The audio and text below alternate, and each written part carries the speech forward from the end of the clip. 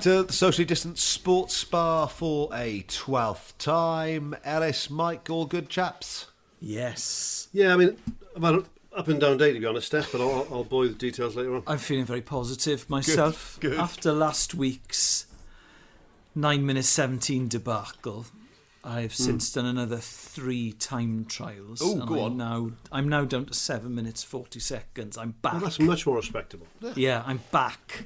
I think we should share with the listeners as well. After we, I mean, not me, but Steph had to go with you last week for the time. Yeah. Steph, your mile time in the week that you shared with us. I posted a 10-minute mile, and I shared this with you, and then Ellis got very deep in his reply to our little WhatsApp group, and I didn't want to then hit the punchline, which was it was actually the 20th mile of my run, which was the entire gag I was building up to. I got it. Oh, I see. But I felt rubbish then because Ellis had gone, my bones are still aching, and I just felt bad. So I backed off from the punchline. You soppy twat. You should have twisted the knife. This is what I need. Tough I love. need a Michael Jordan in my life who's not gonna let me go, not gonna let these things lie. My current rate of improvement, by the end of July, I should be Roger Bannistering it. Well, now Roger Bannister now though. Yeah, if I can continue, if I can continue to knock off a minute and a half of my time every week, just like faster than Roger Bannister's corpse. Well done, mate. It's the Tartan Flash's wife timing you. Yeah. She'll be down to 14 seconds in no time. I've decided that I want to become one of the truly great 39-year-old father of 2 mile runners. So I've always wanted to do it in 6 minutes 30, and I've never managed that. So once I get down to 7, which is what my base level, then I'll start training for it. Where do you do it? Where you go proper flat out? What's the? Is there like a clear space? Yeah. In the past. Yeah, at no section. There's a park near my house that's exactly half a mile away. So I run to the park and I run back. What, through a swamp or what? Through quicksand. It's terrifying, actually. It's horrible. And then I went up a down escalator. So I'm going to get down to what I think is my natural level, and then I'll start training. They're on the roids then, isn't it? Yeah, Get 7 minutes. And then do the EPO. Because I've never trained for it. It's just whenever I used to time it was always about 7 minutes. Yeah. So I want to, because I'm careering towards a midlife crisis, I think I'm going to start taking it more seriously from here on in. I'm 40 November. When I turned 40, I remember thinking, you've got to get in shape now, Bubs. It's been a couple of years since you've been in good shape. You're 40. Mm-hmm. You know, if you don't sort it out now, you never will. You'll be fat and 50. I'm fat and 48 now. Yeah. So in 2 years' time, my prophecy will come true. That's what I'm saying to you. You're looking good, though. I think you're aging quite well. I think I'm aging very badly, personally. No, I think I look sexy for my age and my weight. Yeah, I think. I mean, the women online love it, and especially the homosexuals go crazy for it. I mean, if I was a homosexual, I would never buy another drink, I don't think. Honestly. Oh, I think I look like I've been pulled out of a canal after a couple of weeks, especially in the morning. Bedraggled. Yeah. That's the look. My other problem is that I did a lot of cycling last year. Like I think you mean one of your other problems. My only other problem is. but what I'm saying is, when you lose a lot of weight and would have been 38. Yeah. It's not like losing weight when you're 28 or when you're 18. You lose weight in weird places. So I'll tell you what we were doing. We were John and I were replacing Johnny Vaughan on Radio X. He was doing drive time. So I was cycling to work and back, which was about 18 miles a day. So I was doing that 6 days a week. Yeah. And what it meant, I looked the same, I just developed an incredibly thin neck. Oh, God. So it makes your head look too cyclist big. Neck. I lost weight off my feet at one point. My feet became really bony. Yeah, but the rest of your body's the same. Yeah. It's weird. See, my face puts it on last of all. I'm quite lucky. I sort of keep some semblance of a jawline. Yeah. But yeah, everything else is but yeah, when I lose it now, I don't think you look good. I don't think people look good skinny when they're younger, when they're older. No. You know? No. You got to have a bit on you, haven't you? Bit of elasticity in your skin, isn't it? At the moment, I've got tits, right? But they're firm. They used to be pecs. Yeah. I've gone from pecs to tits. Okay. Right? But what I don't want to have is those sort of tits that look like balloons after Christmas. I don't want to have those like... Do you know what I mean? The skin's already stretched a little bit. I can feel it. Yeah, yeah. So it's important to keep a bit of weight. I don't want saggy tits. I don't mind having boobs. So I can still do a pec dance, but they remain dancing while I've stopped dancing nowadays. Yeah. They do another couple of beats after I finish. That's the major difference. But my ass has stayed nice. And I'm not just saying that for the people who find me attractive. I'm saying I've always had a nice ass. Even though I'm probably a 38 waist these days, yes. I reckon if I measured my arse, it'd be the same size as it was when I was a 34 waist. I got a nice ass in jeans. I look great. I look good in jeans. Good thighs, good pert buttocks, decent calves, long Achilles. I haven't got chunky ankles. I've got nice ankles. And if I'm not blowing my own trumpet, I've probably got the nicest feet of a man my age in the country. I don't think I've ever noticed my ankles. I don't think I've ever paid any attention to them. Just analysing my Achilles as we talk. Well, my dad's got very short Achilles, so he's got very, very thick calves. Right, okay. Well, we had some building work done, and my dad was coming back and forth, and one of the young builders who was a footballer said, "Christ, Mike," he said, "your dad's legs look they're upside down." He's just got... he's got massively thick calves from the ankle bone up. And my sister, if she's listening, I'm sorry, Sarah, but she's inherited those calves. So even when she was like 8.5 stone, she had calves like Jeff Capes. Whereas I'd make a fabulous drag act. I've got lovely long Achilles. Yeah. So I've got muscular calves at the top, but with a long Achilles underneath. Oh, I think I'm more like your dad. Yeah. I think I've got Bob Bubbins' ankles. I never thought I'd say that. Well, no. Well, at least you haven't got his dick. So I can say that now because I caught the prick out. I know for a fact he doesn't listen to this. He hasn't been in touch, has he? This is what I was wondering this week, was whether he'd... He was umming about he can't get his head around podcasting, so and then Stefan very kindly set up a YouTube page. We set up the YouTube page purely for your dad? For him. It might as well be called the Bob Bubbins YouTube page for this, right? I sent him the YouTube link. He listened to the first one. And then he's blagging it. You know when you're talking to a kid in school who hasn't read a book? Yeah. Yeah. And he sort of waits till I say something about it, and then he'll chip in something that we didn't talk about. I've rumbled him. So I'll just say this right now, Stefan, don't edit this bit out. No, this is staying. My dad's dick looks like a toilet tube, right? And now the next time I see him, he won't mention that. And if I'd heard that, I'd have said, mate, what are you doing talking about my dick on a podcast and anyone can listen to it? 2 weeks running. Twice, yeah. What are you doing callbacks to my penis for? On a podcast. Is he on Facebook? Yeah. Because I put up a picture on Twitter. Trying to put a dick pic on there for you. No, I put up a picture on Twitter today of just an inside of a toilet roll tube. So I'll stick that up on Facebook. I'll tag it Bob Bubbins and see if he gets the reference. Yeah, there we go. If you don't, Bob, we know you're not listening. Awkwardly, I know for a fact that some people who plays golf with do listen to this podcast. Just going to turn up with toilet roll tubes on their golf clubs. If you could not mention this to my dad, that'd be much appreciated. Right, Mike, you are first up for this week's selections. What have we got? This is... I remember my dad really got into the bullworker. Did you ever have a bullworker, Mike? You probably ever. I chipped a tooth on a bullworker. Yeah. We had a bullworker with wooden handles. That's what the bullworker was. Polished wooden handle bullworker. Oh, but No, I'm thinking of the chest expander. Sorry, no. We had a bullworker, the plastic one with the metal tube. Yeah. We also had the old school chest expander with the 5 springs. Remember those? Yes. Yeah. And I was doing curls with those. Yeah, right. And I had polished wooden handles, and the handle came off from under my foot and hit me in the mouth. Yes. I had a bullworker. Yeah, they're crap, aren't they? My dad really got into the bullworker in the early 80s, and I remember there was we were on holiday in France, and I remember there was this very, very cheeky kid on the caravan site who was obsessed with my dad. Thought my dad was on a caravan site. Yeah, but he thought my father was... You want to go back in the villa? He thought He thought my father was absolutely hilarious and was always hanging... And buff. And I basically thought my dad was buff. And I remember my dad was like, I still got biceps from the old bull worker days. I've been grooming Pierre down the road. And he Sorry, I had a bit of listening.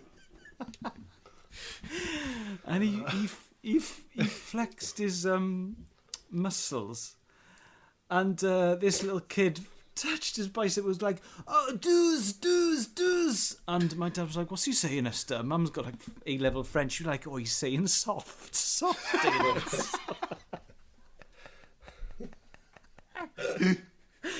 He's calling them soft. Or if he grabbed his crotch and shouted hard, it'd be far worse. Even worse, wouldn't it? Explain that to the gendarme. I was doing a bull worker, and what it was, Pierre came round, right?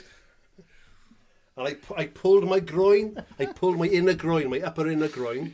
Oh, difficile. No. That can't be the right word. Difficile. Je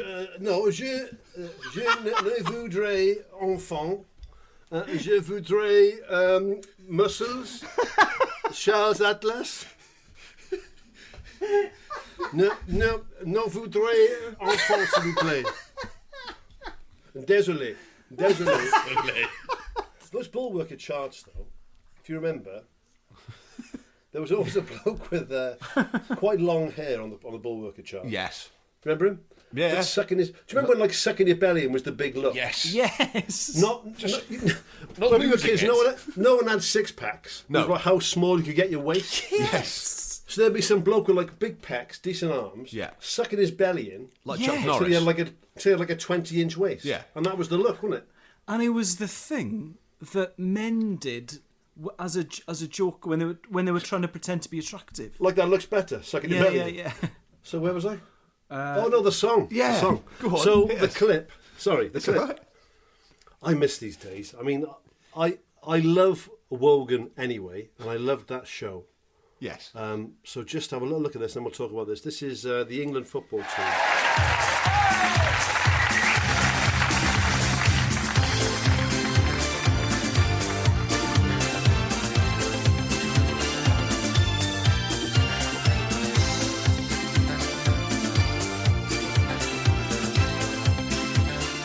This is the sort of thing that you could do, and you did do, when there wasn't the money in football that there is today. Yeah. Right? And I just loved it. There's so much love about this video. You've got sort of Wogan's in the wings, looking all admiringly. Tony Adams is doing an Elis James-esque shoulder press of around 5 kilos. Right? Thank you. And then someone's hiding behind that old sort of 80s multi-gym on the lat pull-down machine. I assume Peter Beardsley. I don't know who it is. There's one of those really old school exercise bikes where you sort of tighten up a leather strap to make it harder. Yeah. And then you've got Bobby Robson at the front with Lineker, putting the good-looking blokes at the front, obviously.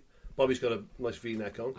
And then there's some fella. I was reminded of when Jarvis Cocker crashed the stage when Michael Jackson was doing the Earth song. Oh, at the Brits. Yeah, Who's the bloke at the back? There's obviously not a player. Well, I recognise all of that squad, but I don't recognise him. So I'm assuming he's a kit man or a physio. He's just very old. It's a real Stockake and a Waterman song. I mean, Yeah, very, I used to wonder who very bought much so. those, right? I mean, you're a football fan, Al. Did you ever? And you love music. I imagine of a Venn diagram of those two things, there's almost no crossover section between people who love music, people who love football, and people who've bought a football song. The problem with that one, all the way, is that it's for Euro 88, and England got absolutely destroyed at Euro 88. They lost all 3 games. I'm surprised doing fucking 5k shoulder presses. but they I think I spotted a hole in the training. But they lost to the Irish. Ray Houghton famously scored Yes. the winner 1-0. They got stuffed by the Dutch, who went on to win it, and they got stuffed by the Soviets 3-1. And Lineker was terrible in that tournament. And what he didn't realise was that he had hepatitis. So he was playing with hepatitis. Really? An unusually sluggish Gary Lineker. He kept missing all these chances. But that is a disastrous campaign. Yeah. So then the song Disastrous song. is even worse in comparison. But I missed that. I think part of that. I still love the FA Cup in the old. When the FA Cup was the FA Cup, when it was like Wembley, 1 game a year in May, end of the season. It was a huge event. And both teams would usually do a song as well. Yeah. When you had like Ricky Vieira and Ozzy Ardiles playing for Spurs, when Ozzy came in and like, we are the boys from Tottenham, right? He's one of the boys, isn't he? Yeah. He's one of the boys straight away. I bet they'd love You imagine like a modern Premier League team where they're from all over the world, get them singing a song, there's your team spirit, boom, sorted. I bought the theme music, which was released as a cassette single for Euro 92. I've got a player, mate. I've got a Philips Moving Sound in full working order in my bar. Oh, great! I'll have to. Which is a tape deck. It's a twin tape portable stereo from the 80s. My 16. Can you do some high-speed dubbing of it so I can have a copy of it as well? High-speed dubbing's on there, mate. Lovely. Soft eject, high-speed dubbing, FM radio. Soft eject. White case with pink dials. Green sliders. Pink dials. Shoulder strap. It weighs as much as a small family car, right? It's a massive thing. We used to take it over the Barry Bath swimming in the summer holidays, and I put my Erasure tape in there, the Innocents. And 8 big D batteries, right? And on the way, by the time I was walking back, it had fucking gone. Yeah. Like, Andy Bell was like, give a little respect. Oh, fuck. And I was buy another 8 batteries. Like, I worked part-time in Butlins at holidays, right? And it was just keep me in batteries to go back and forth to Liverpool. Kids today, like I'm not like an old daddy here, but they've got no concept of it. You plug a phone in, there's every song ever, all day. Yeah. You know, and I had one tape, and it would last me 40 minutes max. But don't you remember, like, when you went on holiday, you would work out how many tapes you could take with you? Yes. Yeah. So you'd have your Now compilation or whatever. And so you'd have that. You'd have, I don't know, Michael Jackson's Bad. You'd have a whole row of them. And now... Jive Bunny, MC Hammer, Jason Donovan, Kylie Minogue. Rick Astley, Let's Go on Holiday. That's the car journey to Harrogate. I'm 10 years older than you, so mine was all... Mine was the Rocky IV soundtrack, played to death. Yes. The Innocents by Erasure, played to death. Yeah. I think we've all enjoyed Michael Bolton's Steel Bars, haven't we? I mean... Guns N' Roses, Appetite for Destruction. Yes. Played to death. Yes. What a gear change. See, that was a great summer, that was. I used to do a split shift over what was then called Majestic, was the old Butlins. Okay. So 8 till 12, 4 hours off, then 4 hours in, 4 till 8. So were you going home in that 4 hours? Well, no, because we were right by, we're about a 15-minute walk away to the pool, spend 3 hours in the pool, then walk back. And then Erasure would last me both trips, there and back. Yeah. We used to have a Barry tradition called bone dry off top, which meant first day of the holidays, go down there, bone dry, and jump off top board into the deep end. And honest to God, you came out like a cork out of water. It was absolutely freezing. I bet you, in the sort of 4 or 5 years I went down there, I probably spent about 3 minutes in the water total. And we all had bum smackers on. We all had like cut-off jeans at the time as well. Your bum smackers? Yeah. Okay. Cut off tight jeans with like the frayed bottoms on them, you know? Looking quite cool. Yeah. Yeah. I would say that look is very of its time. But I would wear the Speedos underneath. I mentioned the sort of electric yellowy Speedos I'd had when I was in North America. I had those on underneath the bum smackers. So after you've been in the pool, then you want to get the all over 10. So Speedos go on. Erasure goes on, fluorescent Speedos, you know. Swap a few rugby anecdotes with the lads, and then go back to work, peeling potatoes in Butlins. Great mixed up days. Very confusing. The England team go from the England team. Stock Aitken Waterman. You go from Stock Aitken Waterman in '88 to New Order in 1990. Yeah. There is a change somewhere in the FA. There's a really brilliant story of New Order's record label, or New Order played World Emotion to their American record label. Right. And it's a great song in its own right. Good tune. But the American record label were like, listen, we love the song, but who is this English rapper you've got? He is absolutely rubbish. And it's John Barnes. And apparently if John Barnes hadn't done it, it would have been Peter Beardsley. Can you imagine Peter Beardsley? That would have been a rap. The British Vanilla Ice. You must be slow or fast, but you must get to the line. Oh, man. Do we find out, is it Peter Beardsley behind that multi-gym? I can't see. I don't think it is. I can't tell. I don't know, Jim. What is now my bar, when I first built it, yeah, Used to be a full multi-gym in there. When my old P department were getting rid of the multi-gym from school, proper 80s, early 80s, big, like exactly like the one on that Wogan show. I said, I'll have it. So I took that home piece by piece and rebuilt it, reassembled the whole thing in my bar. There was nowhere to move in my bar. I used to go in there and have a workout, get my shorts on, get the top off, get there and have a workout proper. Get your bum smackers back on. Get the bum smackers on, get Erasure on, and go for it big time. Give a little respect. Oh, my father, why don't you talk to me now? Oh, my mother, do you still cry yourself to sleep? Are you still proud of your little boy? Don't be afraid, you don't have to hide away. No, don't be afraid, love will mend your broken wings. Don't be afraid, learn to be brave. Just proper, big sweat going. They were the days. I was the talk of the town. Let's go with the girl in Minsky's in town, which is the gay bar in the middle of Cardiff. Oh, yeah. So I used to go and pick her up from work when I was working on the door in Cardiff when I was in uni. Doing a bit of door work to make a few quid. Oh, here we go. It's another Quantum Leap story when you used to work on the doors. Yeah. Come on, yes. Yeah, a couple of years on the doors. Yeah, and then I was nursing in the Crimean War. Me and Mary Seacole, Florence Nightingale. Mary Seacole, what a girl. Yeah, she was. yeah. I had it off with her once.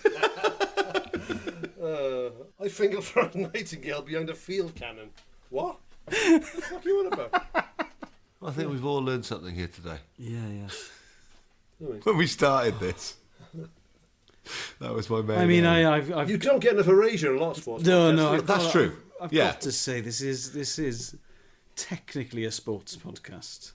I mean, the more we talk about sport, the more people get annoyed. Yeah. Yeah. You start fucking it up, banging on about football all the time. Oh, we're going to talk about the 62 World Cup in a minute. People will be turning off in droves. Fast no forward. thanks. Forward 10 seconds, forward 10 seconds, forward Next. 10 seconds. Yeah. Right, my first clip for this week, it is Calcio Storico. There's plenty of little videos made about this particular sport. This one is from the guys at Vice. These are all the players being welcomed onto the field by their sort of adoring fans.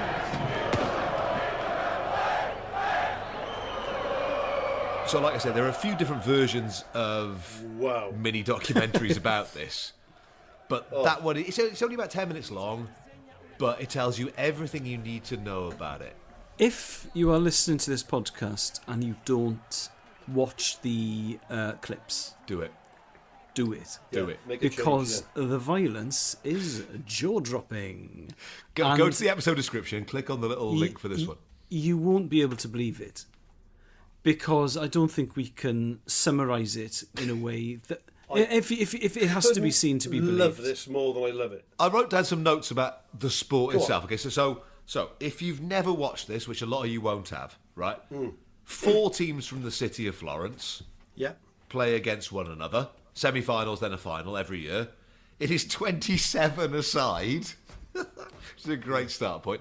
You're allowed 2 people who aren't originally from the city of Florence on your team. So you can bring in 2 ringers, if you like. Paul Sykes and Kimbo Slice. You absolutely line them up, lads, in you come. It's played on sand. It's like a rectangle pitch. The entirety of each end is a goal. And there's a football. And you're dressed like the Swiss Guard. Yes, absolutely. You know, imagine seeing the Swiss Guard but in Adidas shoes. That's what they look like. And also, there are these unique little local sports all over the world. I'm thinking of kites in Fostrassol, where the best bloke at kites in Fostrassol in West Wales regards himself as the world champion because no one else plays kites in the same way. See Major League Baseball. You have these localised sporting traditions. But this one, the fans, it's like the Milan Derby. Or the Derby d'Italia when Inter play Juventus. You've got the big ends. Yeah. It's like a football match at the San Siro or something. Off the scale. Well, I can't believe, if you look at it, I mean, I've heard of it before, I've seen clips before. Yeah. And I almost wish, Steph, this was you could find a doc for this and do a long. There's one being made at the moment. You know, I will go and see this in the next. Before I turn 50, I'm going to go and watch this live. Right, whatever happens, that will happen. Let's do it. Because the fact that it's been going for 500 odd years, Yeah. and it hasn't changed. Yes. Right. And you think of all the health and safety stuff these days, Yeah. and Italy's not some backwater. They're part of the EU, right? They got the same sort of rules we got. To play a game like that, I mean, the violence there's doesn't seem to have a purpose. No, but it's not even on the ball. There's people getting like punched in the jaw. Yeah. That are 15 yards away from play. Yes. And the fact that it's proper amateur. Yeah. You know, and they go. It's only a short clip, but there's blokes that've got jobs. The one kid's like 19 years of age. Yeah. You know, that pageantry though, I love that. I love tradition. I love people doing it for the love of it. Yeah. And you watch it, they got the 500-year-old uniforms on. They're marching to the town with the drums. They got the 4 different teams. It must mean everything to be in one of those teams. I'm sure people's dads and granddads and great-granddads all played as well, right? The tradition of that is crazy. When they're talking about how much it means to the community and the city itself, because the teams are divided by the 4 quarters, named after 4 chapels or churches. Yeah. In Florence itself, and how... Well, Florence is a beautiful city. We went on a honeymoon. It's just such a... I mean, I love Italy. I love Italy. I love their attitude to life. I love their attitude to authority. Right? But Florence is a gorgeous-looking place. All those terracotta roofs and the beautiful old buildings and everything. And to have that going on in the middle of there, when they're wearing those clothes in the middle of that city, playing that sport... Although it did make me think, because it's so violent, because that little 10-minute video concentrates on a 19-year-old amateur boxer who's been in training, and they choose squads of 50, but 27 get to play. Yeah. So he's desperate to make the 27, and then they talk to one bloke, and his wife won't watch because it's too violent. It reminded me of... I'll have a ticket. It reminded me of... Do you remember that when Frank Bruno lost to Witherspoon?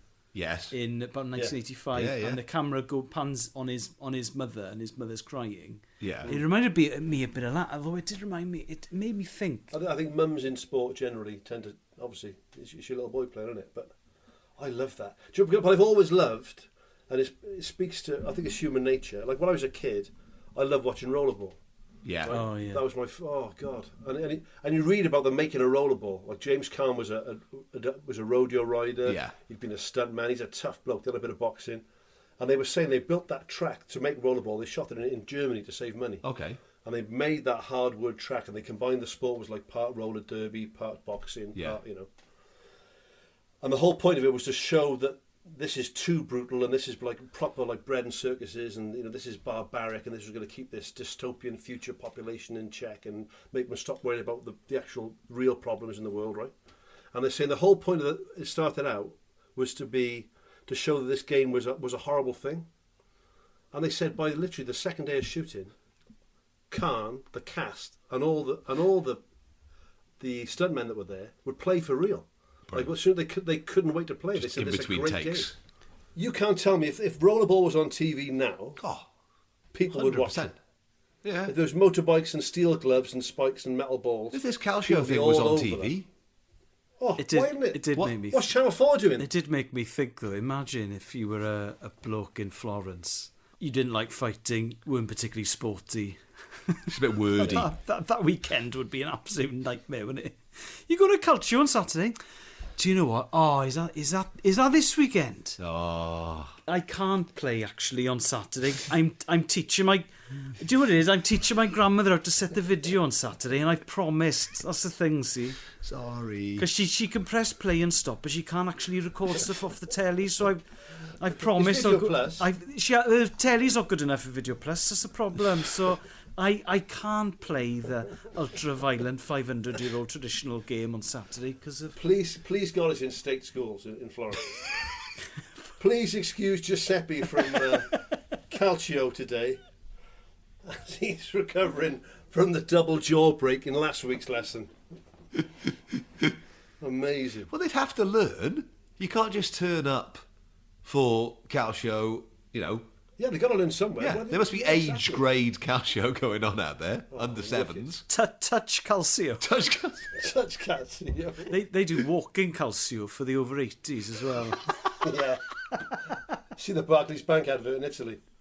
There's some bloke with one arm and a broken nose talking about walking Calcio.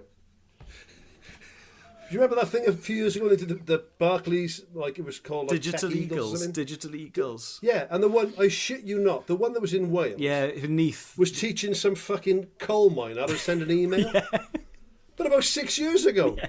There's been no coal mine since 1986. Yeah. What's an email about his choir practice, is it? Or about fucking dickheads? Yeah, he was a coal mine in Neath. That was it. Oh, you never used one before. www. Oh, fuck off.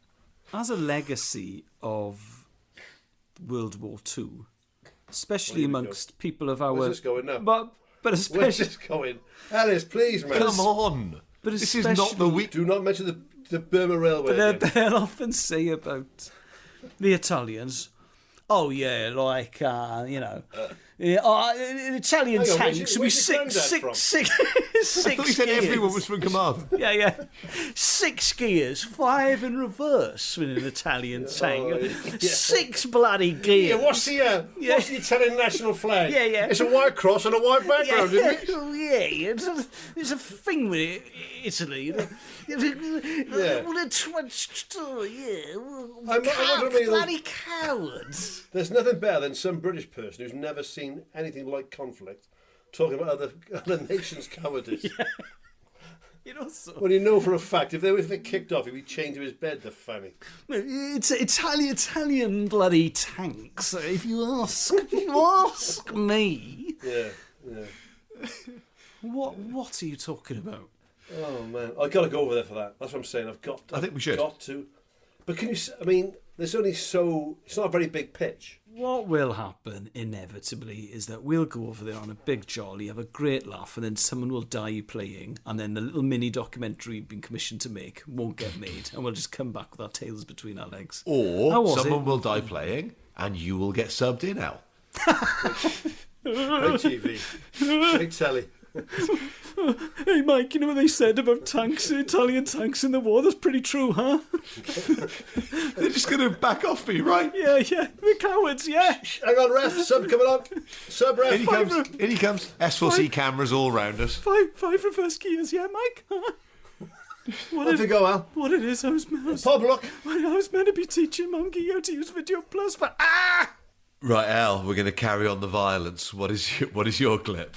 As my first clip for this week, as a legacy of the 18 months between 1988 and 1989, when I was absolutely obsessed with Welsh rugby. The rugby months, we call those.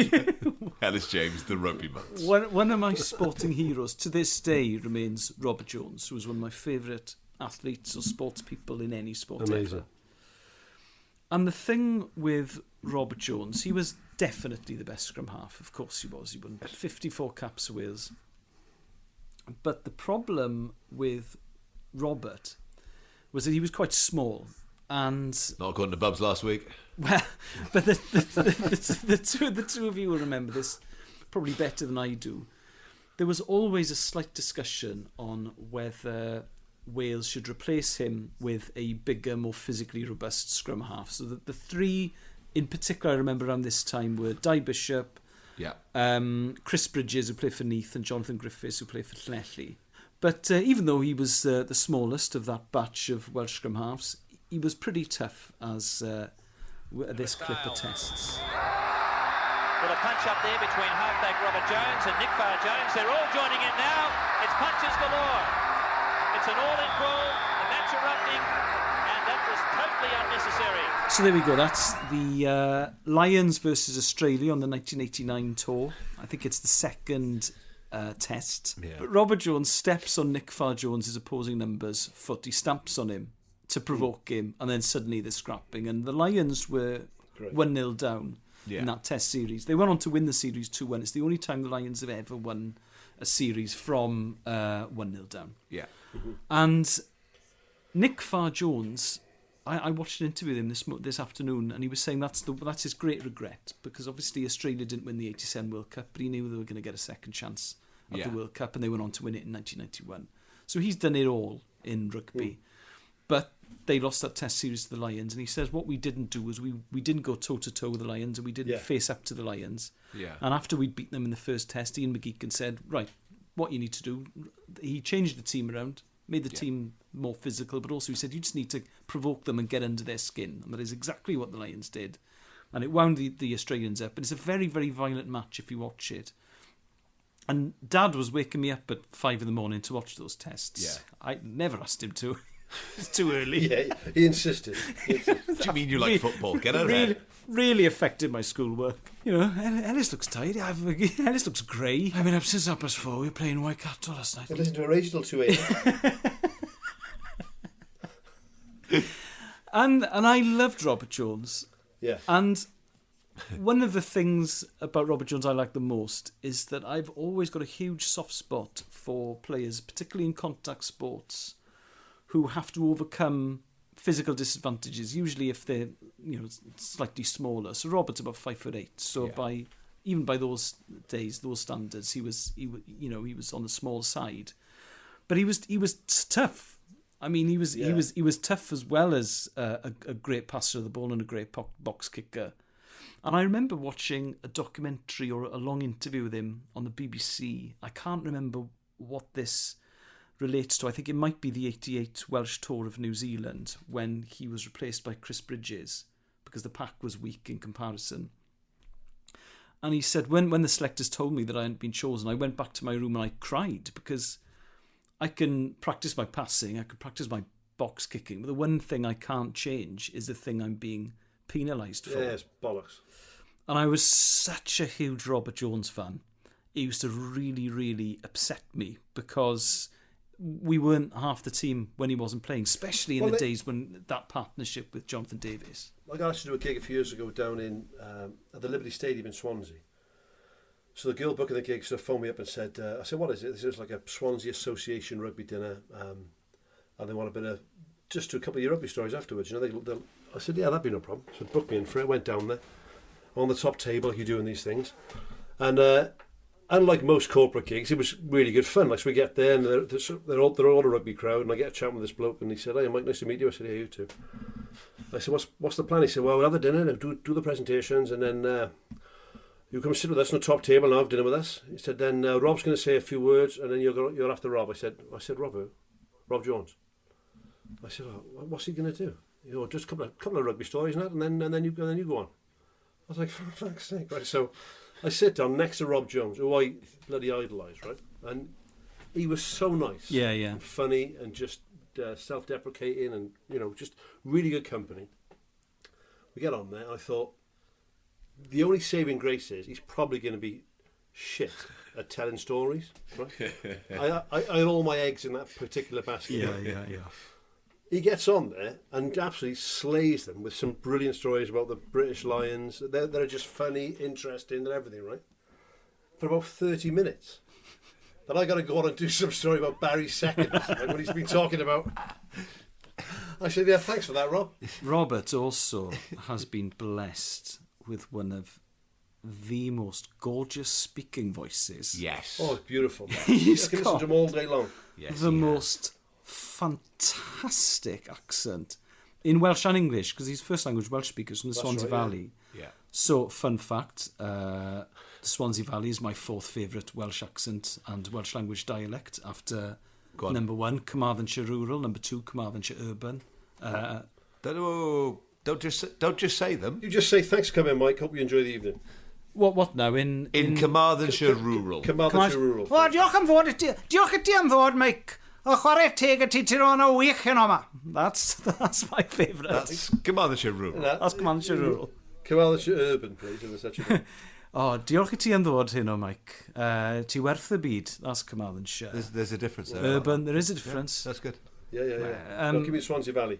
Well, he elongates his vowels. Oh, diolch I ti am ddod, Mike, hyn o. Ti di bod yn wych hyn o'n siarad gyda'r boys. It's slightly Do it in English, elongated. because I know for a fact that we've had a discussion before. Yeah. The Richard Burton's from that neck of the woods. Yeah. His So if you could do that as in not as Richard Burton, but just an English speaking person. until about 8 in the morning, I can do a Burton. When I'm a bit croaky, when I'm just woken up. My father was a coal miner, sort of regarded back in Pontrhydyfen as the aristocrats of the working class. Oh, yes, I'll have that all day long, Ellis. Yes. Tremendously short man, powerful across the shoulders.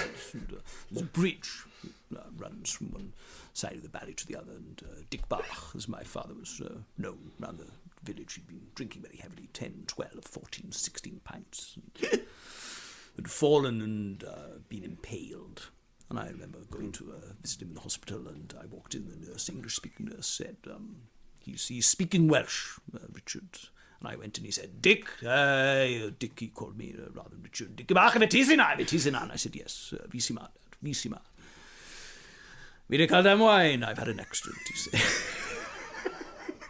I won't expect all of Milk Wood. This is brilliant. Sorry, I've got a bit of a thing for Richard Burton. What a sports What a sports podcast. Listen to this. Our friends at beer52.com are giving you the opportunity to sip 8 free exclusive craft beers from around the world. I mean, that's 2 more than 6. What are the details, Steff? Solid maths.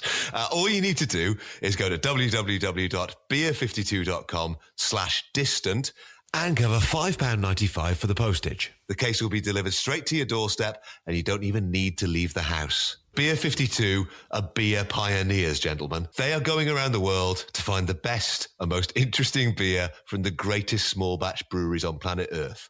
No surprise then that they are the world's most popular craft beer discovery club. Each month, Beer 52 deliver a case with a different theme. Themes have included Germany, Korea, Norway, South Africa, California, Finland, and many more, but they have not forgotten their roots.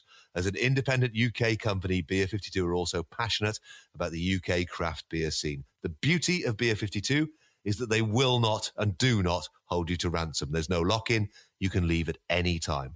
Oh, yeah, that sounds good, but I mean, you know me, Steff. I'm all about the snacks. As well as your individual beers, Mike, you will receive a cheeky snack. You like magazines, Ellis? Well, I'm a confident reader, Steff. Okay, do you like the award-winning craft beer magazine Ferment? Oh, I mean, it sounds right up my alley. You just go to www.beer52.com/distant to get your first case of 8 beers for free. I'll just recap that, Alan, Steff. That is beer52.com. That's the word beer, right?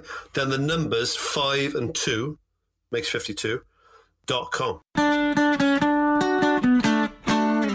Right, time for documentary choice, and this week it's my choice, and this one is very recent. So I was editing the podcast last Monday night, and my computer completely crashed halfway through, and I had to reboot everything, start again, and this documentary just dropped onto the telly at the time, and this probably relieved my stress 1,000,000%.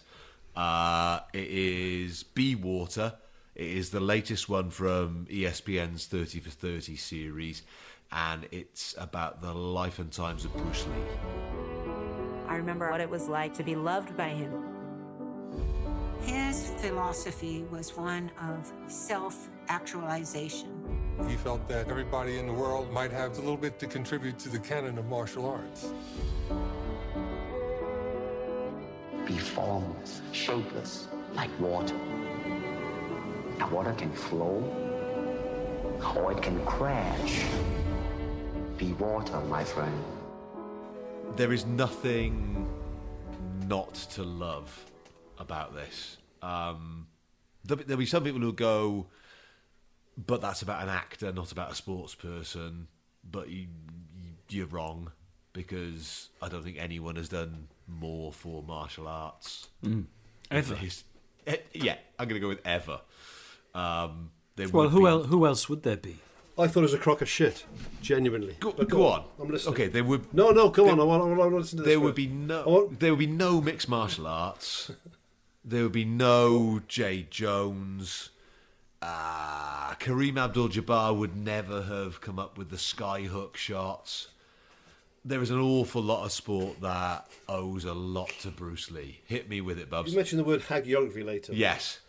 I watched this, right? And I wasn't a huge Bruce Lee fan to start with, right? But I thought, I'm not a huge fan of a lot of sports, and I watch documentaries. I'm not a huge fan of cycling. I'm not a huge fan of long distance running. Yeah. And I watch them, I think, fair play. I watched this, and we've never disagreed about it. This is good. Hugh and Al obviously love it, right? Yeah. I watched that, and it was almost all I could do to finish watching it. And I wasn't in a great mood when I started watching it, right, which didn't help. But I just thought, I'm surprised he didn't say that he fucking invented penicillin and the internal combustion engine. It was like, my God, right, I like my docs to be warts and all, right? Yes. And I understand they're about a person, but I want to see the frailties and I want to see where I can connect with somebody, right? Yeah. They didn't mention things like, and I'm going to scrape very deep to find out about him, putting a knife on his PE teacher. Yeah. Or shagging everything that moved behind his wife's back. Yeah. Right? And all these other things that he did in his life. None of that's in there. That gets completely glossed over, right? They just that he's this messianic figure who saves Eastern culture by going to fucking Hong Kong and making some shit films with sound effects on them, right? It's fucking rubbish. It's like, right, you punch someone in the balls, it doesn't do that, right? It just hurts, and you go, oh, right? Ow! Imagine if his films had a lot of people going, ow! Bruce, Fuck off, Bruce. Fuck's sake! What's wrong with you? What's wrong And with you, Bruce? I think things like Austin Powers, right? I watched Quantum of Solace the other day, and there's been a sea change in Bond films, right? They're still unbelievable, but there's been a sea change since Austin Powers. Yes. Because obviously, I watched those and thought, why are there fucking 12 blokes in a circle all attacking you with one hand, one at a time, right? You twat. Right?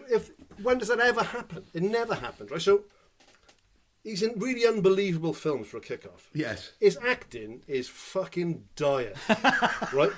He's got two modes, intense and asleep, and that's it, right?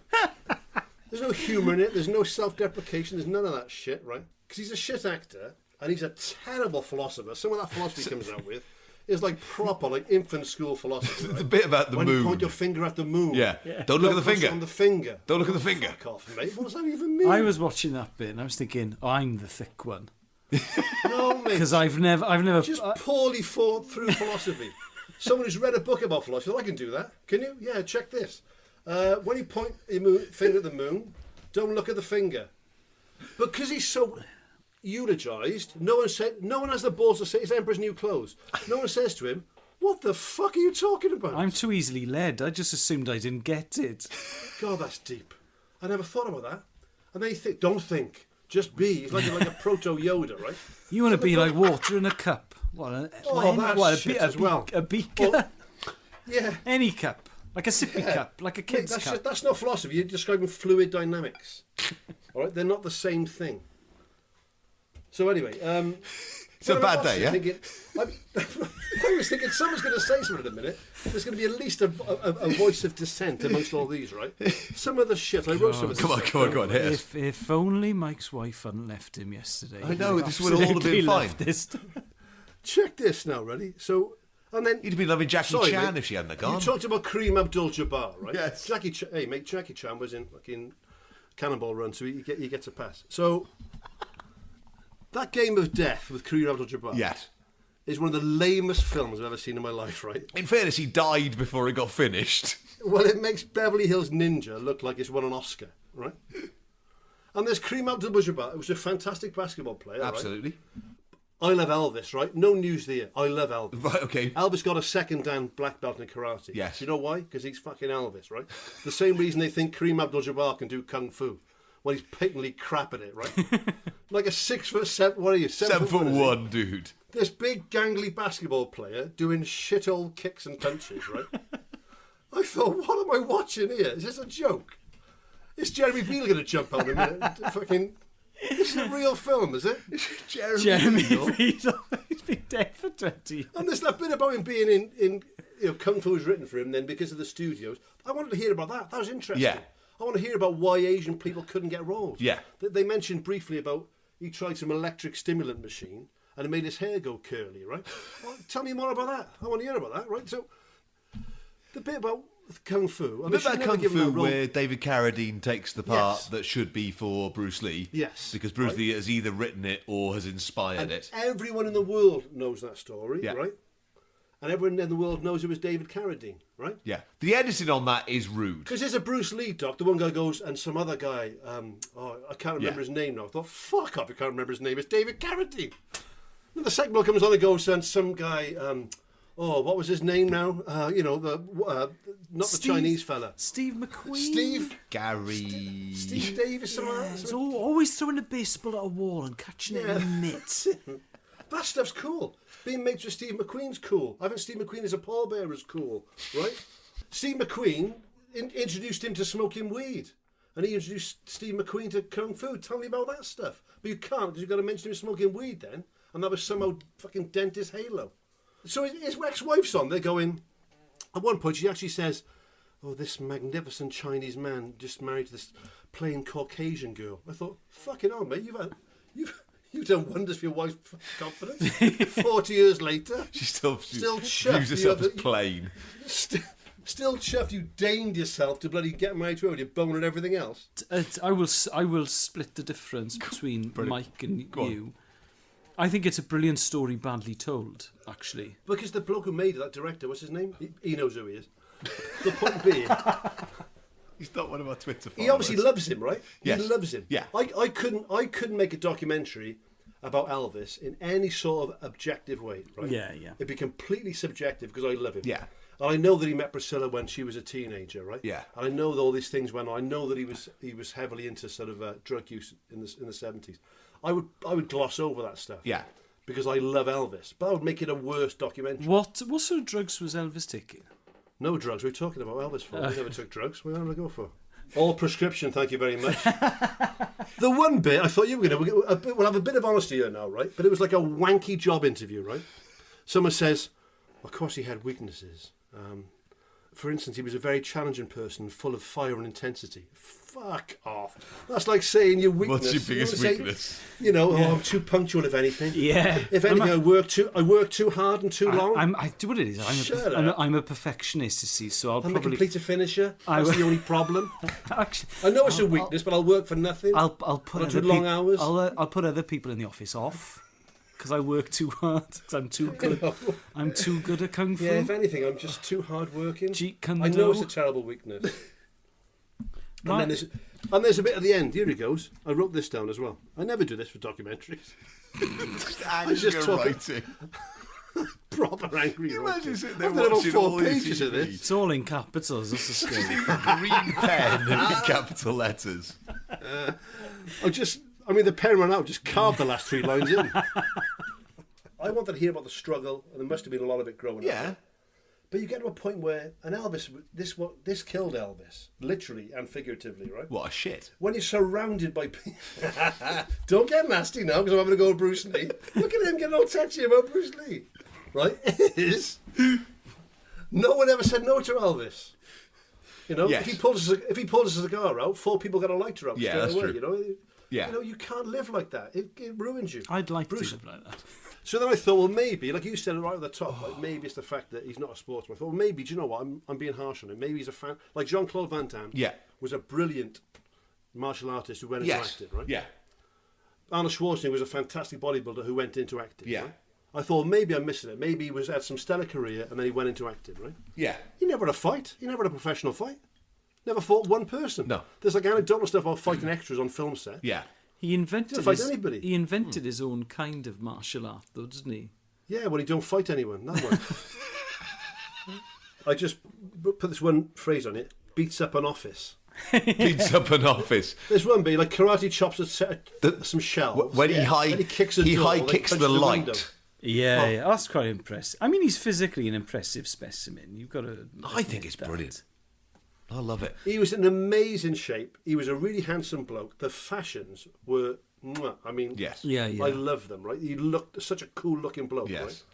Because a form of martial arts is immensely popular amongst young men nowadays. 19, 20, 21-year-olds, they're all at it. When I was living in Calgary, we had a thing, my friend Simon and I used to play a game called Rochambeau, which is where you would stand with your legs akimbo. Kick each other in the nuts. You could kick each other in the nuts. So we did this outside a nightclub in Calgary once, and there must have been 200 people in a circle. What? Testicular contact? Just boot each other in the your balls, nuts. yeah. Hands behind your heads, legs akimbo, and the other person kicks you in the bollocks. Actual in the bollocks? You weren't like... I'll let you into a little secret. What you do, it's easier with cowboy boots on, which is lucky because I always wore cowboy boots in Calgary, right? That's another story. But well, this was when you were working doing the gold rush, isn't it? In the 1850s. Yeah. I was a mine. You were panning for gold. I was a minor 49er. Is you angle your toe up, so you actually kick him in the sort of in arse. the penis. No, you like it in the sort of chin rest between the arsehole and the penis. The perineum. Yeah, the conflict.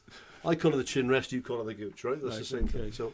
I was after a night out in Carmarthen Savannah's nightclub. I was once tying my laces outside by Chick King, and my friend Den's kicked me up the anus. Toe? Yeah. It fucking hurt like fuck as well. Do you know what? When I was living down in Exeter, I had an anal abscess. Right? Oh yeah, nightmare. Absolute oh my nightmare. God. Oh, I didn't want to talk about it. I mean, I was having a shower one day, had a little fiddle down there like I always do. Felt a lump and just assumed, A, that I had bum cancer. Yes. And that B, I wasn't going to do anything about it. I'd just rather die without humiliating myself, right? Right. So, I let it go for ages. Good grown-up approach. I let it go for ages. I ended up coming here for a wedding, my friend's wedding. I met my girlfriend at the time. And I was sweating like a lunatic. I mean, I was in real agony with this by this point, right? And we went back to her place afterwards, and I couldn't, without putting too fine a point in it, I couldn't achieve an erection, right? And she thought it was her. And I just said, no, I've got medical issues. I couldn't say what it was, so I went back to Mum and Dad's house. And I was about 27 at the time, right? I'm going to show I said to my mum, she said, what's the matter, love? I said, can't tell you, Mum, can't tell you.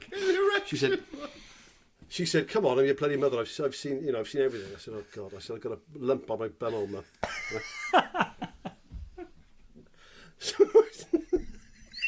Sportscast podcast by Sports Podcast. I thought I was pushing it by bringing a Bruce Lee documentary. You're talking about your arsehole. I showed my mum this thing, right? And by this point, it was like, honest to God now, it was the size of a snooker ball. Angry.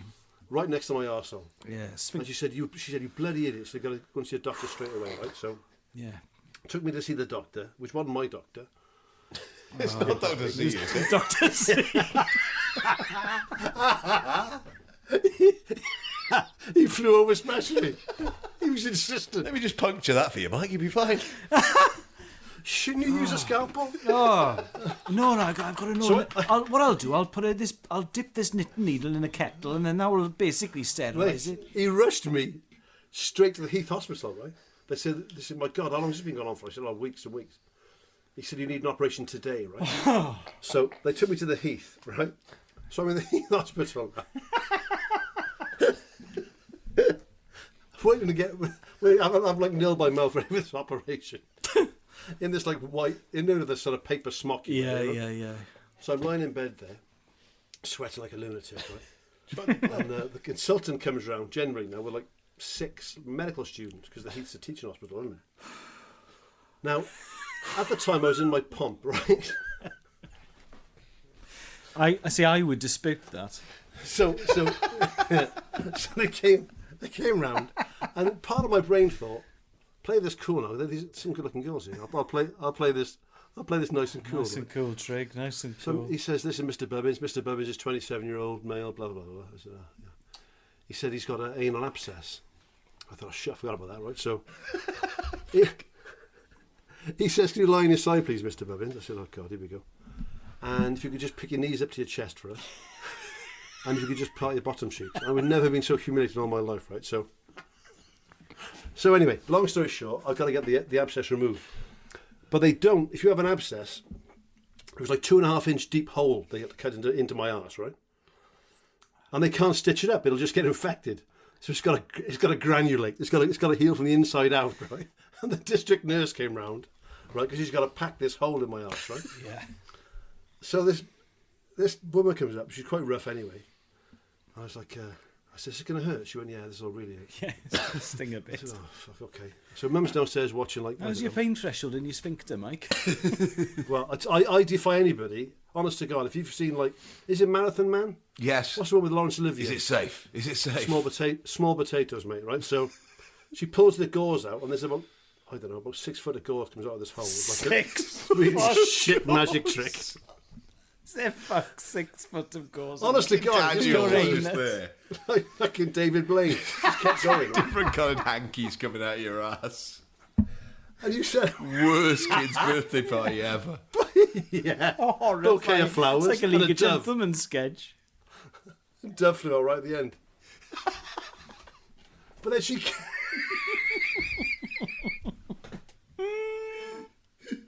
gets like a knitting needle, right? And she's got to poke the new gauze into the hole in my anus, right?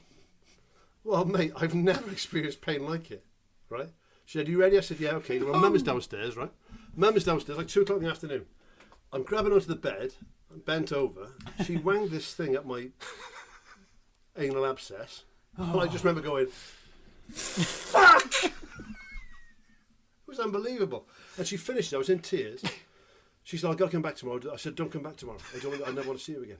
She said, "No, I've got to do it every day." I said, "No, I don't want it done." I said, "I'll sign anything. You're not doing that to me again." And eventually I reneged, she did it. But I couldn't drive back to Exeter for about 3 weeks. I couldn't sit down. I had to stay in Barry for 3 weeks. I finally got to Exeter. And I'm not casting aspersions on the Welsh NHS. They're doing a good job. But when I went down there, when I went back to my place in Exeter, and I had to sign on with the district nurse down there to get it dressed, they used to send 2 round. 2 old dears, genuinely. And one held my arses apart while the other one put the stuff in. In Wales, I had to pull my own arse cheeks apart. But in England, someone does that for you. Good documentary, though.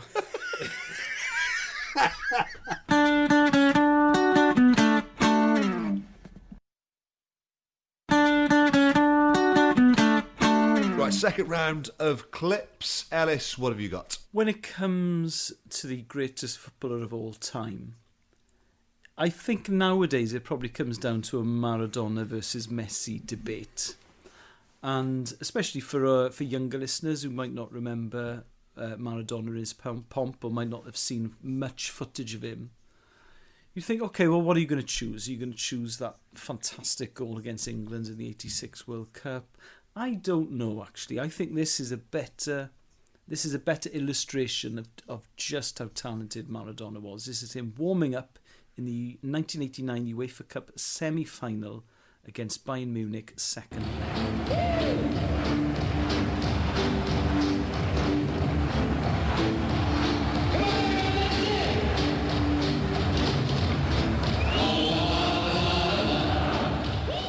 Napoli are 2-0 up in the UEFA Cup.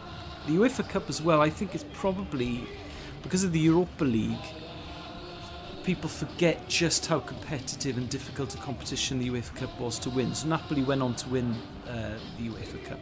So here they are playing Bayern in the semi-final. They're 2-0 up from the home leg, so they're playing in Germany, in Munich. And he's warming up, and he's doing what Maradona does.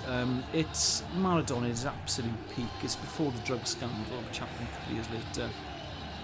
He's enjoying it so much, hasn't he? He's loving it. Well, what I love about it, when it really comes to the crunch, when it's the Champions League finals, you know, the world title bouts, you know, the Ashes, the final test of the Ashes or whatever, there are certain players who just step up to the plate, because they know that is the arena that they belong in.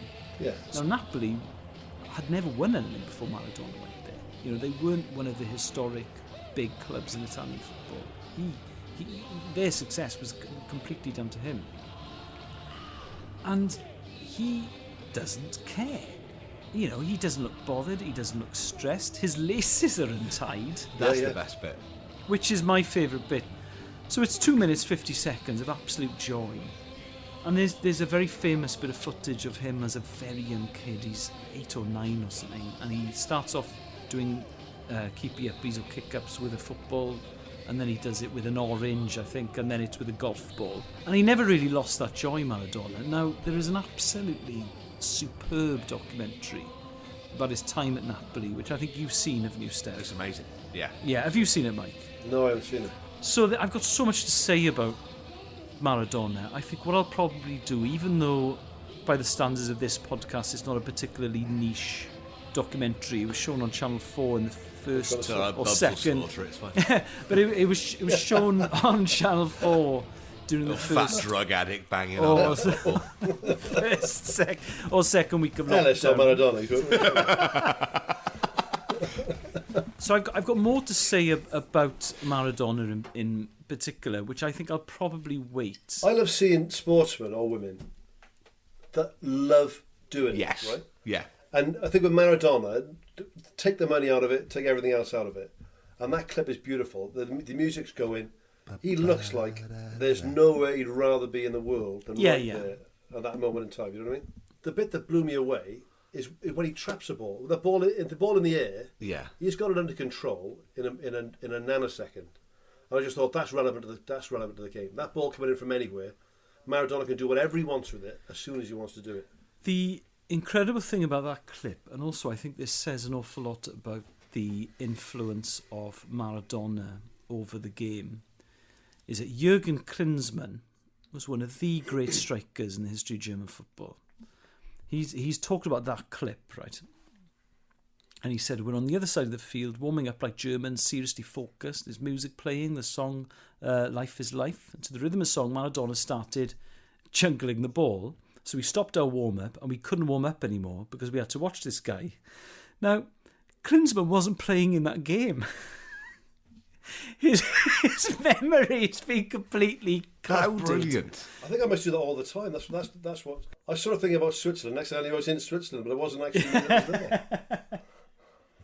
And suddenly Hitler decided to take on the Russians and open a Russian front. So it was me, James Garner. What? So it was me, Monty, and the rest of the Desert Rats. Me and Steve McQueen got a motorbike. Been watching The Great Escape again, what? Oh, just been dropping dirt out of our trousers for 6 years. So me and my mate Bilbo Baggins... Donna Pleasance claimed he wasn't blind. Take me with you. Oh, look at that sixpence on the floor over there. I can see it perfectly. Can't stand being in tunnels. That was the worst Charles Bronson impression of all time. We've had a wonderful Richard Burton, and I dropped that shit Charles Bronson. Mike, what have you brought for round number 2? This is Jean-Claude Van Damme in Bloodsport. No. I've gone unashamedly Welsh and rugby, right? Okay. And the particular bugbear for us in Wales is New Zealand All Blacks. And they're a fabulous rugby nation. I think I've talked about them in the first or second pod. I'm so pleased they're back on. Fair play to Jacinda there, the old Prime Minister over there, because the fact they're playing in full stadiums now and got rugby back on is fabulous. I'm watching that and loving it. But they quite often mention the fact that we haven't beaten New Zealand since 1953. Yeah. And they talk about the 70s and the pinnacle of Welsh rugby, and we still couldn't do it. And that's not true. And this clip is proof of that. This is 1978. The 1978 game when Wales beat New Zealand 12-10. And then in the last couple of minutes, Andy Aiden did something that wasn't rugby. And the final result, not of the game, was 13-12. I can remember standing opposite Andy Hayden, and as the ball came in, he jumped, what appeared to be a jump anyway. He jumped and landed on the floor. And so did Frank Oliver came out, and so did Bill Bush. Well, I jumped as well because the ball was called for Jeff Wheel. I jumped to cover him. And most probably people thought that I had elbowed him or pushed him out. And I thought, in my mind, that Jeff Squire was behind me, had whacked him, and he'd gone out of the line-out. You can't say, right, Wales won that game. And people say, well, look at the scoreboard, look at the scorebooks, look at the... I said, yeah, but there's laws unwritten in sports, right? Yes. New Zealand have always lived on the edge, and they've got away with a lot more shit than any other team because they're the best team in the world, right? I think that's, unless you're a New Zealand fan, that's fairly apparent to everybody that watches rugby, right? But this wasn't that. This wasn't playing near the edge. This wasn't a sneaky offside. This wasn't being a bit over abrasive. This was a bloke, flat out, premeditated, cheating, and a cheating of the worst kind. To dive out of a line out deliberately, with Alan Martin stood right next to him, to get the penalty. What they should have done is not take that kick, right? Because they can all blame Andy Aiden for it, right? Yeah. But they still took the kick. They still took the points. Yeah. Right? It was what he did there was pathetic. Right? The people say that he still gets stick for it now at rugby dinners. Don't invite Andy Aiden to a rugby dinner because he did that. certainly not in Wales. He's not getting an invitation over here. It makes me more angry than it should. I'm having a bad day, right? I think we're all getting that vibe. But Wales won that game, and you watch the way that game's played, right? Yeah. Both sides, and it's fabulous. A really good game. Oh, so attacking. I think because of the incident, I've never really watched the match. Yeah, people just watch that couple of minutes. Yeah. They watch that line out, and that's all they see. Before that, I mean, Terry Holmes, who I love, right? He comes in on the back of Gareth Edwards being probably our best player ever. Yeah. And just lights it up. Yes. I mean, the back line played amazing, the forwards were great. And we deserved to beat New Zealand in that game, and we did beat New Zealand in that game. And when people say to look at the scoreboard, I said, yeah, but, and this is a philosophical debate we've had before, you're not playing rugby. Andy Hayden at that point is not playing rugby. You can't turn up in a game for Wales, shoot all the New Zealand team, score a try and win 5-0, because you're not playing rugby. This game... It was November 1978, so it's almost exactly 2 years before I was born. And I reckon Dad has talked about this game once a week since my entire life. I don't blame him. I'd actually heard about this clip and imagined it so many times before I actually got around to seeing it. And I don't think I'd seen it, actually, until we discussed which clips we were choosing for this week. Yeah. I just heard about it. I felt like I'd seen it. So I watched it today, and it is so blatant. That's the extraordinary thing. Oh, shameless. It's shameless. Now, as someone who does a football podcast and guests on other football podcasts, yes, I have talked about VAR until I am blue in the face over the last 12 months or so. Yes. But VAR is... The reason it is there and exists is because of incidents like this. It is so obvious... And it's so blatant, and the referee's missed it, and it's wrong. And both test judges. What's frustrating is that, again, coming at this from a football perspective, it absolutely blows my mind that there was no World Cup until 1987 in rugby. Wales won the Grand Slam in 76 and in 78. So the best team in Europe. So playing New Zealand, it's effectively a World Cup final in a friendly. Yeah, I go with that. It is against the spirit of all sport what he does, because there's a couple of minutes to go and he thinks we're going to lose this. Yeah. So what do? We need a penalty to win. So I'll just cheat. Yeah. At any point, one of those players, even when they have the penalty, could have kicked it back to the halfway line, or they could have done something else with it. But the whole team ran on it, and the coaching staff and everybody else, right? And that's one thing. I imagine being those 70s players in Wales, it was a fabulous team. I know thankfully, I mean, since the Ruddock days, since like 2005, we've got a lot of that glory back again. But for a long time, it was always talked about the 70s. They always beat us over the head with that one stat that we never beat New Zealand. We never beat New Zealand. We never beat New Zealand. I should say, and I still say it, and people laugh at me, I said we beat them in 78. We beat them 12-10. Right? And I was only 6 years old. But for me, that is a Welsh win. And nothing Andy Hayden says, nothing the referee says, or the people writing it down, or the bloke doing the scoreboard, I don't care. In my mind and in my heart, that's a Welsh win, 12-10. So, when you picked this one, I had a different bunch of clips ready for today, and I kind of wanted to complete the story. As soon as you picked this clip, and you told us about it earlier in the week, there's another story that kind of relates to this story. So, the guy who takes the kick after Hayden jumps out of the line out is a guy called Brian McKechnie, and he is also involved in 1981 in this sporting moment as well. It looks to me as if they're going to bowl underarm off the last ball. Rod Marsh is saying no, mate, but I'm sure he's going to bowl an underarm delivery from the last ball and bowl it along the ground and be sure that it has not been hit for six. The umpires have been told, the batsmen have been told, and this is possibly a little bit disappointing. Let's make sure it is an underarm, but I've got the feeling as the ex-Victorian skipper, we're going to bowl an underarm. We ever believed it? And that's a disappointing finish. Disappointed Brian McKechnie, the crowd boo. Karma is a horrible thing, isn't it? It's a one-day international between Australia and New Zealand. It's a 5-match series. This is match 3. It's come down to the last ball. New Zealand need a 6 to win the match.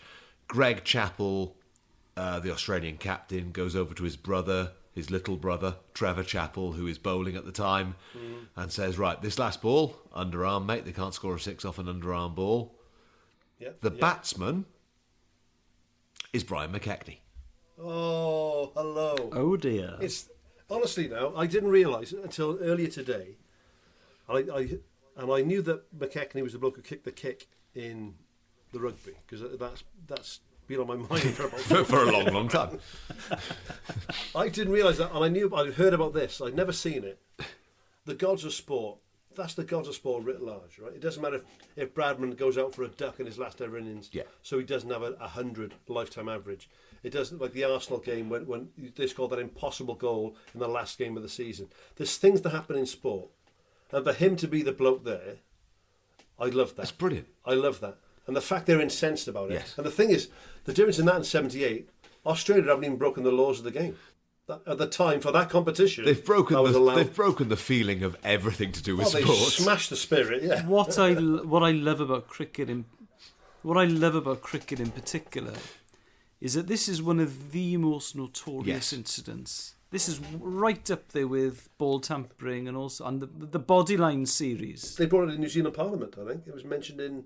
Yeah. Both, the Australian Prime Minister and the New Zealand Prime Minister talked about this. The New Zealand Prime Minister, Robert Muldoon, describes this as the most disgusting incident I can recall in the history of sport. But time to watch a rugby game 3 years earlier, silly prick. But it was... It was a diplomatic incident. So what is it? In 1981. Yes. So I wasn't even a year old when this happened. Yeah. If you don't get some 40th birthday cards off the listeners, you're really pushing hard for this. I am. If you've missed it, folks, Alice is 40 in November. Yeah. Do the maths. Send him a card. But what I love about it is that they did change the rules based on this. Yeah. They did. And it breaks an unquantifiable thing that is the spirit of the game of cricket. Yeah, it smashes the spirit of the game, Of the mainstream sports, cricket, you have to talk about the spirit of the game of cricket. It's just not cricket. Yeah. That's the phrase. And I think in other sports, that kind of shithousery, but they needed to do it to win, so what else do you want? What I love is the other players. So Rod Marsh is doing his nut as the wicketkeeper. Just go, you can't do that. What are you doing? I'm really sorry. And even their other brother, Ian Chappell, who's on commentary, you can kind of hear him in the background going, "No, Greg, you can't do that." I love Richie Bennett. Yeah. Right. I love his voice. I love him. I love his commentary. And he's on the old Channel 9 Sports. I love those old graphics as well. But he's devastated by it, isn't he? And he can't contain his distaste for it, and he thinks it's a real dark day in Australian sport. How good are those one-day uniforms? It was fairly new at the time, right? The New Zealand kit. What a look, man! I would wear that out 7 days a week.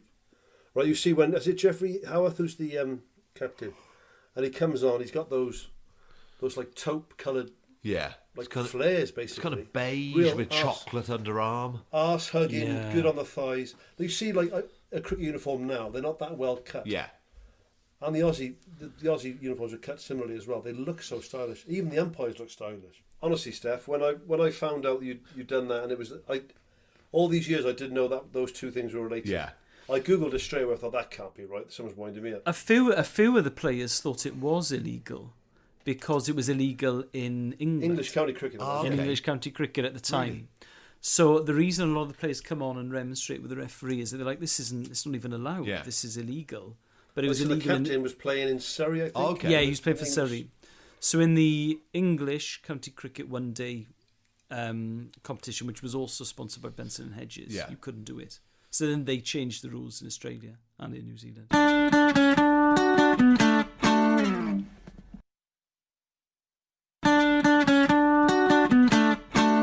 Right, let's go to books, gentlemen. My book this week is Ruud Hullit's How to Watch Football.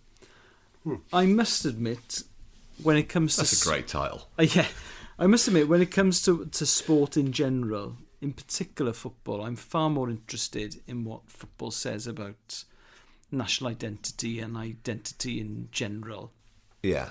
And class and masculinity and all that kind of stuff. I'm far more interested in the event and what the event says about people. Okay. Because when you've got half of the planet watching the World Cup final, that to me is more interesting than shape. I do a football podcast and guest on other football podcasts. I do have an interest in this stuff, and I think Jonathan Wilson's Inverting the Pyramid is probably the Bible of tactical stuff and the history of tactics. But Ruud Gullit, How to Watch Football is very interesting, and I read this a couple of years ago, and the main thing I learned from it, which had never occurred to me before, is that Gullit is saying, or he says in this, he says, I don't actually watch the ball. So he is interested in how teams are lining up during play.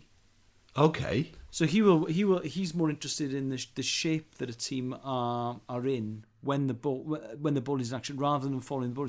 It's only fans who follow the ball. Have you ever watched a game, right? And you know, like the Zidane movie. Yeah. With the Mogwai soundtrack. Yeah. Cause I've done it a few times when I've been working at games. Sometimes I've decided, right, okay, I'm not commentating today. I'm just going to watch this guy play football. I've done it with Ramsey. Do you know what? I've done it with Bale a few times. There's a book called The Nowhere Men by Michael Calvin, whose book I chose last week, I think. And it's about scouts and scouting. Okay. It's a fantastic book, which I will probably do next week, actually, for my book choice. Okay.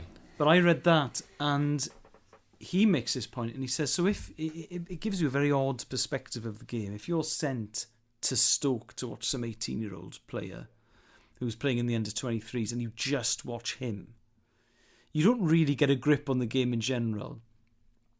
And I'd just read The Nowhere Men, and I was going to watch the Swans play Oxford United in the FA Cup third round at the Kassam Stadium.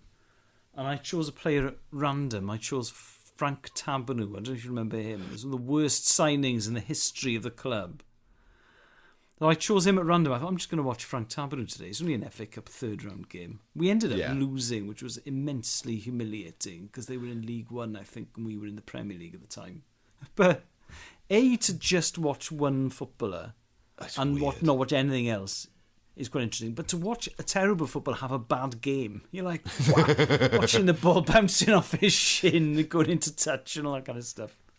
Right. For you, Mike, I am going to chuck a book called A Fighter's Heart by Sam Sheridan. I am carrying on my aggressive approach to martial arts, Brazilian Jiu-Jitsu. He doesn't quite do capoeira, but he does everything else. Yep. So he travels around the world fighting, does a bit of Muay Thai. When was this? Has a few fights. We are talking early 90s, mid-90s. So Gracie Brothers around that time? Yeah, so it's around that era. He kind of gets fascinated by that era of fighter. Yeah. And he just goes around the world. He's made a bit of money, so he can afford to do these sort of things. So he stays in like Buddhist retreats, learns how to do all the fighting, doing different types of martial arts.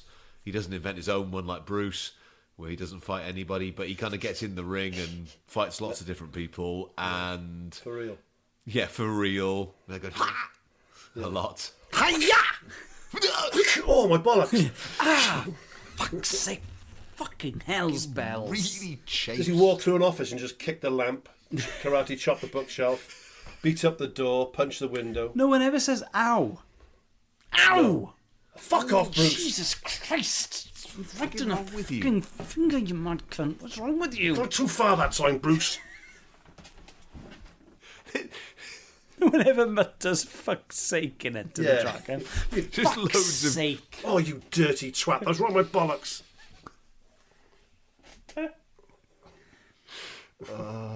It's that bit, you know when you've been kicked in the shin when it hurts so much and then it becomes nice. It becomes nice. Hiya! Oh, it hurts so good. Bit of warmth. Mike, what have you brought to the bookshelf this week? One of our lovely listeners suggested this book. They said, listen, it's probably out of print, but if you can ever get a hold of this, it's called Rugby Football by Cliff Jones. Yeah. So I went on eBay. As luck would have it, I put it into, this is about last Monday or Tuesday. It arrived on like Thursday. So it was obviously, I love the smell of it. This is a book from 1936. It smells, or 39, sorry. Smells amazing. So Clifford Jones played for Llandovery College, played for Cambridge University, played for Cardiff, played for the Barbars, played for Wales. There's bits in there when they do the sort of chalkboard tactics, attacking tactics. It wouldn't look out of place on a whiteboard in Millennium Stadium now. It's quite impressive. And there's bits on how different positions play. It's quite in depth. They talk about training. They talk about the 2 or 3 training sessions a week, and then maybe a mock game, and then all this. So a lot of things you think are quite modern that have been around for a long, long time. But what stuck in my mind, and I've only had a chance to sort of speed read at the moment, but I'll get around to it because there's fascinating bits in it. Now so bear in mind now, this Cliff Jones is a product of the public school system, so Llandovery College, Cambridge University. When you think of a posh Welsh rugby type, he would be an archetypal posh Welsh rugby type, right? And we've talked about rugby league in some sort of depth in other episodes, right? Yeah. And there's a bit here where I just saw the little subhead and say rugby league. I thought, here we go. This is going to be a hatchet job on rugby league, right? Yeah. This is what he says. Now, this is a man who's public school boy, Cambridge graduate, played for Wales, in a time when the powers that be in rugby thought rugby league was complete anathema, right? So this is Cliff Jones. As a game, leaving out any prejudices which unionists may harbour against it, rugby league football has a great deal to be said in its favour, and in many respects it is far more entertaining to watch than the sometimes rather colourless union game. Good man. It would be instructive to see an exchange of players made for a season or so. Transfer, for instance, a wing forward, a scrum half and a centre from a first-class union team to, say, Wigan or Leeds, and at the same time transfer 3 from league to one of maybe the university teams. Who do you suppose would learn the most? It's likely that everyone would benefit from the change. Wow. Right, so there's him proposing in like 1930s, before 39, came out in 39, that union and league should swap players and they should learn from each other and there should be some sort of common ground there, you know? That's brilliant. That blew my mind a little bit. But I mean, that's a fascinating book, that. So, like I said, I've only skimmed it. I'm going to keep reading it. You can get hold of a copy. It'll be used, obviously, but it's called Rugby Football by Clifford Jones. Right, if you want to see any of the clips from this week's show, if you head to YouTube, go to youtube.com/The Socially Distant Sports Bar. You will find all of the clips on our playlist for episode 12 there. Guesses that you guys have submitted for the secret guitarist. Matthew says it's James Dean Bradfield without a shadow of a doubt. Tom Witty-Kaka says it is John Cale. Evil Admits says it is Jamie Roberts, and Mozza1996 says I have a submission for the mystery guitarist. It is entirely a red herring. There is no guitar. The noise is in fact the sound of Rob Brydon doing an impression of a guitar.